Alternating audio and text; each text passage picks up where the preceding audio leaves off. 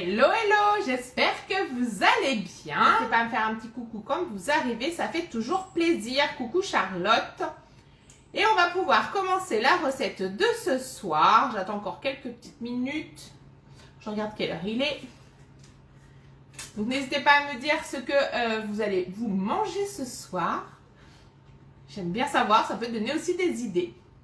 Et donc le chef de ce soir vous propose des cabosses façon cake.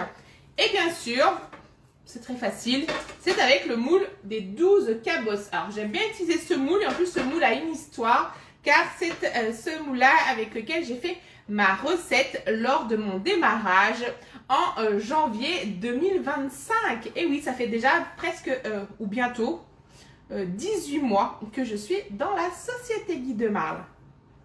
Allez, on va pouvoir commencer donc avec le moule cabosse. Donc ça fait ça fait des belles présentations.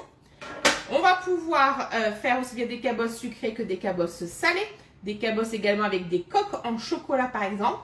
J'ai une recette de cabosses au chocolat et à l'orange. Une fois que c'est cuit, on vient démouler, on lave son moule et après on vient mettre du chocolat fondu dans nos cabosses. On remet notre gâteau cuit et on remet au réfrigérateur le temps de faire figer la coque en chocolat. J'ai des cabosses au thon, ça fait un peu comme une terrine on va dire de thon. J'adore faire cette recette là également. Et ce soir nous allons faire donc des cabosses façon cake. Et bien sûr avant de commencer, qu'est-ce que l'on doit faire? Comme d'habitude on préchauffe le four à 180 degrés et on va venir passer le moule sous l'eau chaude pour venir le dégraisser et enlever toutes les petites poussières qu'il peut y avoir. Et bien sûr un incontournable, c'est notre plaque en alu perforée. Et je ne sais pas si vous avez vu, mais il y a les Summer qui sont arrivés. Ce sont des méga offres. Et du coup, pour toutes les personnes qui achèteront soit le moule 5 cake long, soit le moule Cubicube, ou soit le moule, je crois que c'est des mini tartelettes, avec la plaque, on vous offrira la spatule double embout, où est-ce qu'elle est? Elle est cachée là. Et du coup, en version Summer, elle est jaune, elle est juste trop belle. Allez, on passe le moule sous l'eau et c'est parti. Et j'ai oublié de dire, on n'oublie pas de se laver les mains. On réserve le moule et bien sûr, on ne n'essuie pas notre moule parce qu'on ne va pas venir remettre des petites poussières dessus. Allez, c'est parti pour la liste des ingrédients. Il vous faudra 250 g de courgettes. Et oui, c'est la semaine de la courgette. 3 œufs, 100 g de dés de chorizo, 100 g de fromage de chèvre frais, 60 g de gruyère râpée, 80 g de crème fraîche épaisse, 30 g de farine, 5 ml d'ail semoule, 15 ml de ciboulette ciselée, sel, poivre et c'est tout. Allez, on commence. On va venir prendre notre cul de poule. Donc on va casser nos œufs un à un et on va venir y mettre avec la crème fraîche. Donc, on a dit qu'il me fallait 80 g de crème. Qu'on va venir fouetter. Coucou Mélanie. Qu'on viendra, coucou Valérie. Qu'on viendra fouetter avec nos œufs. Donc là, on va mettre nos œufs, 3 œufs, pardon. On les casse toujours séparément. Même si c'est des œufs du commerce, on fait attention qu'il n'y ait pas un petit poussin. Donc, et de 1.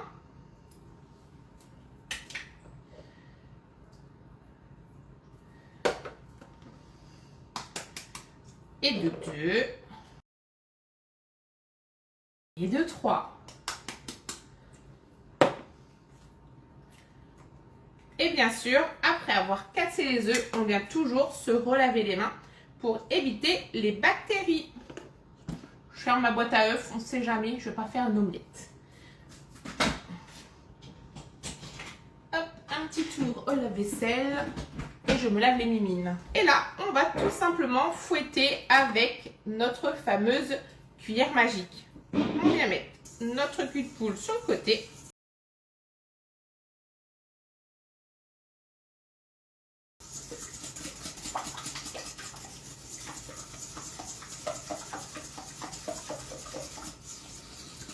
Donc là, ça me fait une préparation bien lisse. Et on va venir mettre donc nos 100 g de chèvre frais. Un type chavroux.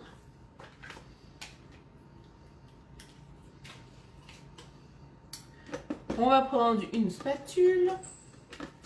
Alors, où êtes-vous? Une Maryse. Où est Maryse?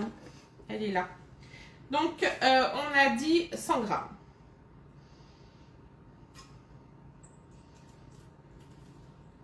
Mimi, elle fait des bêtises, Mimi. Qu'est-ce que tu veux? Elle veut sortir.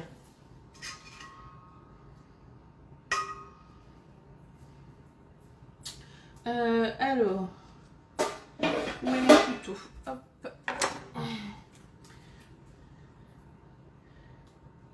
Voilà. Parfait. Et là, on va refouetter. J'ouvre à Mimi. Qu'est-ce que tu veux, Mimi?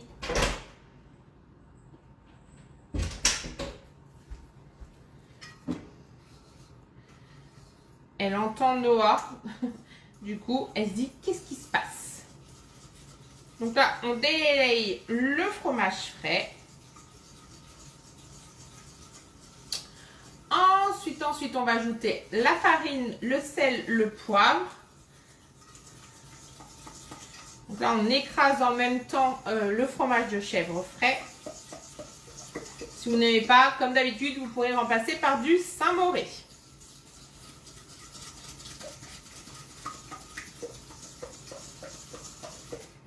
Sel, poivre.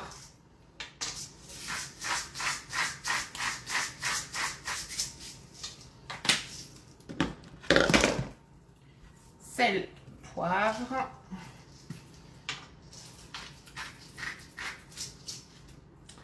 On va mettre nos 5 ml d'ail en poudre. Après, vous pouvez quand même prendre de l'ail. Vous pouvez presser une ail hein, si vous avez envie. On va rajouter de la ciboulette. Moi, c'est pas de la ciboulette, c'est du cerfeuil. J'en avais plus. Voilà. On va prendre notre farine. Alors, on est d'accord que j'ai bien mis les œufs, le chèvre frais, la crème, l'ail, la ciboulette, le poivre, le sel. Et donc là, je vais venir mettre 30 g de farine. Voilà. Et on remélange.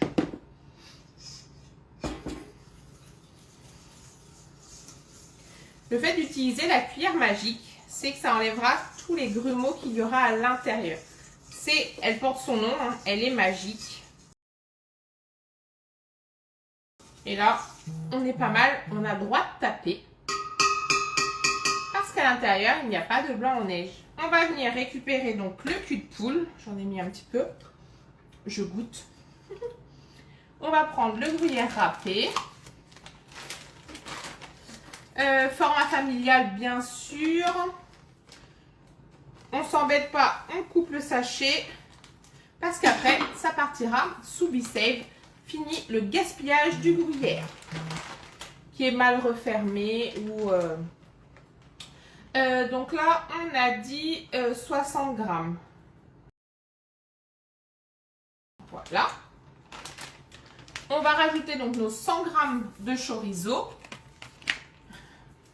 Alors, c'est les chorizo de la flemme, ils sont déjà en carré. Il y en a 120 g. Soyons fous, on va tout mettre.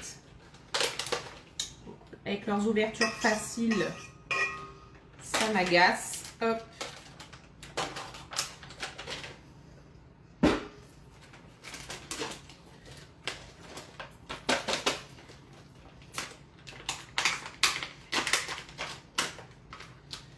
Ensuite,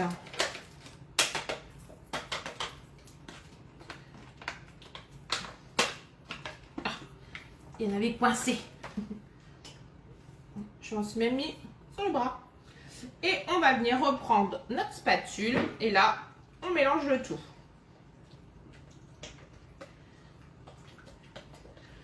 vous voyez que c'est quand même pas trop compliqué.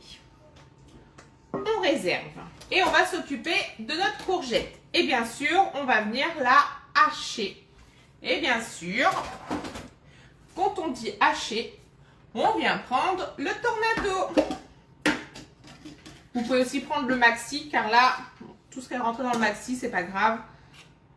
On va le faire en 2 fois. Alors, c'est de la courgette du jardin. Vous pouvez enlever un petit peu les pépins.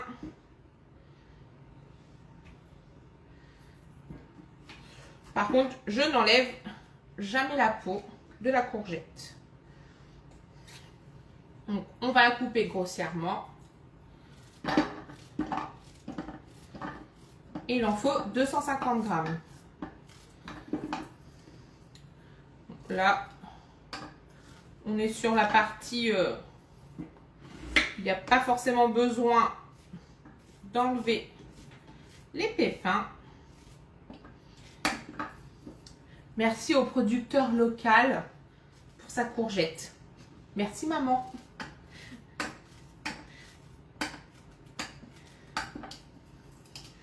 Je vais peut-être pas pouvoir tout mettre. Allez, on va hacher déjà cette première partie. On met sa main sur le dessus et on vient tirer le tout. J'arrête de parler quand je tire.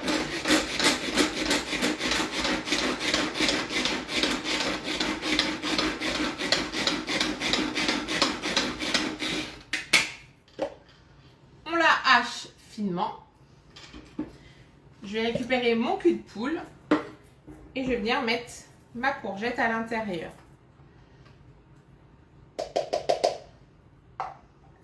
Pas besoin de racler, hein.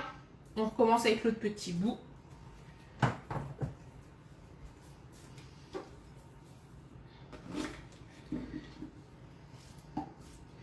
C'est vraiment de la cuisine très simple. La cuisine de tous les jours.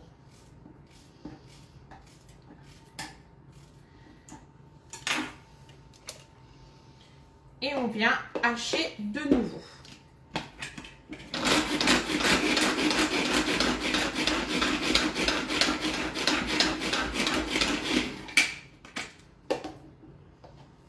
Voilà. C'est à peu près comme tout à l'heure. On enlève le surplus avec le dos du couteau. On fait la même chose avec le dos de la lame.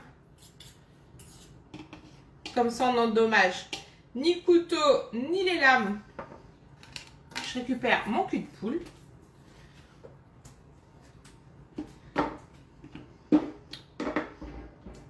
Et là, on va bien sûr racler par contre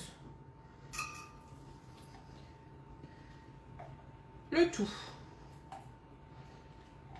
Et comme j'ai dit dans la recette de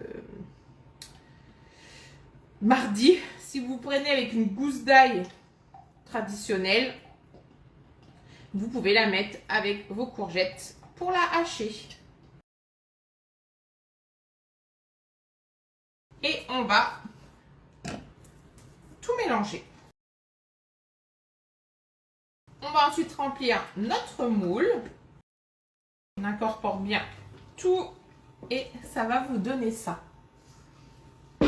Je vais aller récupérer donc mon moule et je vais donc remplir mes cabosses toujours vers le haut à revenir vers soi.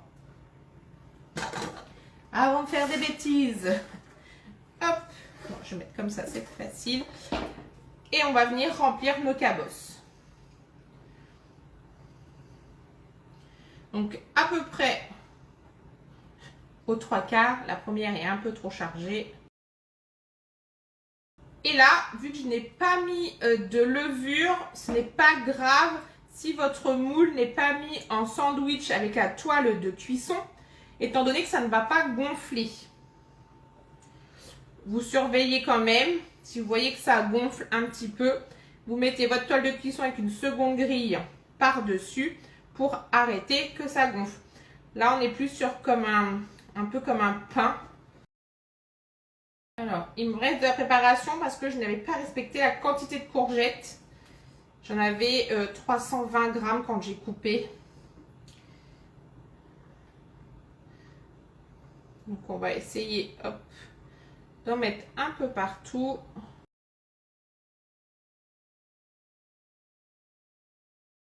On va venir taper légèrement notre moule pour bien mettre la préparation dans le fond de ma cabosse. Hop, je vais nettoyer. Alors, j'en ai pas trop mis à côté. Là, vous pouvez nettoyer avec le dos du couteau. Si vous faites attention, ça le fait. Et voilà. La recette de ce soir est déjà terminée. Vous retrouverez le résultat dans les prochains jours. Je vous ai déjà mis le résultat avec la fiche recette de la recette de mardi. Il ne me reste plus qu'à faire le montage de la vidéo et à retrouver tous les éléments de cette recette. Et celle-ci, pareil, ça arrivera dans les prochains jours. Je vous souhaite à tous une excellente soirée et je vous dis à très vite pour une nouvelle recette. Bye bye!